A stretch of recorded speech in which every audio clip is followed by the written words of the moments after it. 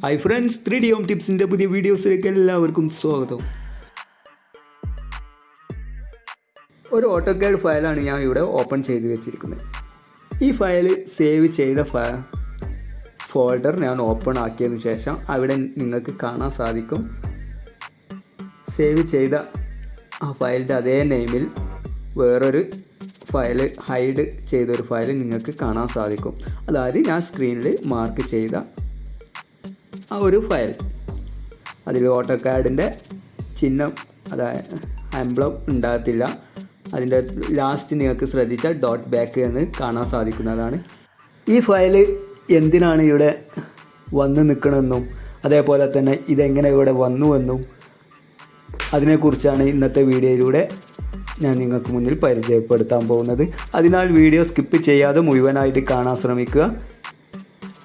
Channel subscribe ചെയ്യാത്തവരുണ്ടെങ്കിൽ channel subscribe ചെയ്ത് ഇതുപോലത്തെ പുതിയ വീഡിയോകൾക്കായി വെയിറ്റ് ചെയ്യും.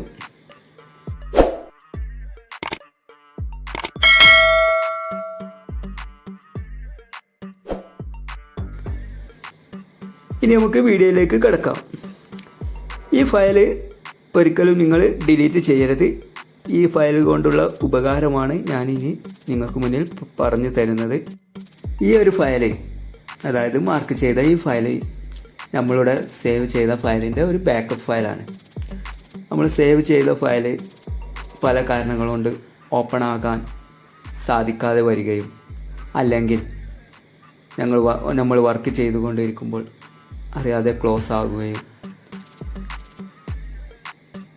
ചെയ്യുമ്പോൾ നമുക്ക് നമ്മളുടെ ഫയൽ റിക്കവറി ആക്കി അത് ബാക്കപ്പ് ഫയലാക്കി എടുക്കാൻ ഈ ഒരു ഫയലിലൂടെ സാധിക്കുന്നതാണ്.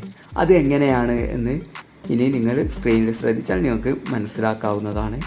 അതിനാൽ ഇനി വീഡിയോ സ്കിപ്പ് ചെയ്യാതെ മുഴുവനായിട്ട് കാണാൻ ശ്രമിക്കുക. അതിനുവേണ്ടി ഞാൻ ആദ്യം ആ ഫയൽ സെലക്ട് ചെയ്ത് കോപ്പി എടുത്തു. അതിനുശേഷം ഡെസ്ക് ടോപ്പിൽ അതൊന്ന് പേസ്റ്റ് ചെയ്തു. ഓക്കെ,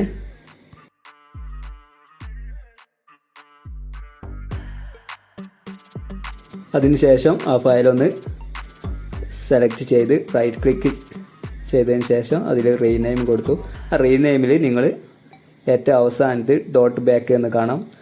അതിൽ ഡോട്ട് കഴിഞ്ഞിട്ട് ആ ബാക്ക് റിമൂവ് ചെയ്തിട്ട് അതിന് പകരം DWG എന്ന് അവിടെ ടൈപ്പ് ചെയ്ത് കൊടുത്തതിന് ശേഷം എൻ്റർ ചെയ്യുക. അതിനുശേഷം നിങ്ങൾക്ക് ആ ഫയൽ ഓട്ടോകാഡ് ഫയലായിട്ട് മാറുന്നതായിട്ട് കാണാൻ സാധിക്കുന്നതാണ്. Always giving 100, don't need a bank, no I'm funded. Play the game like it's nothing, I'm always thankful for something. Don't take for granted, stay humble. Now wake up, it's time to look at the enemy.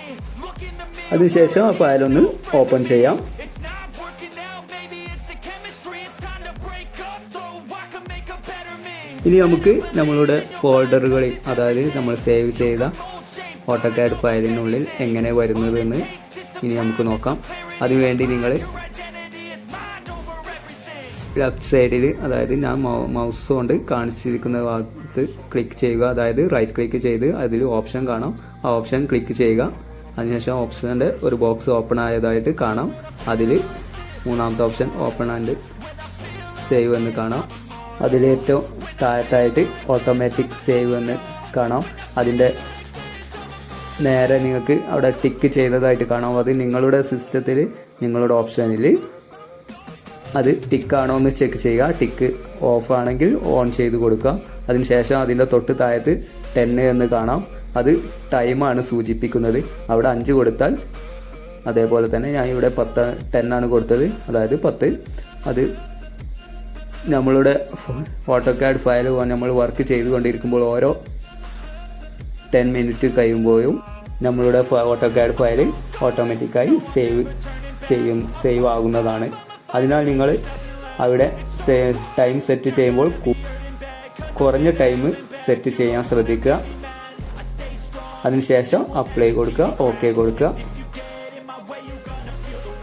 അപ്പോൾ ഇന്നത്തെ video ഞാൻ wind up ചെയ്യുകയാണ്. അപ്പോൾ ഇന്നത്തെ video നിങ്ങൾക്ക് ഉപകാരമായെന്ന് വിശ്വസിക്കുന്നു. അപ്പോൾ ഇതുപോലത്തെ പുതിയ വീഡിയോകൾക്കായി ഈ ചാനൽ മറക്കാതെ സബ്സ്ക്രൈബ് ചെയ്ത് പുതിയ വീഡിയോകൾക്കായി വെയിറ്റ് ചെയ്യും. Thanks for watching this video.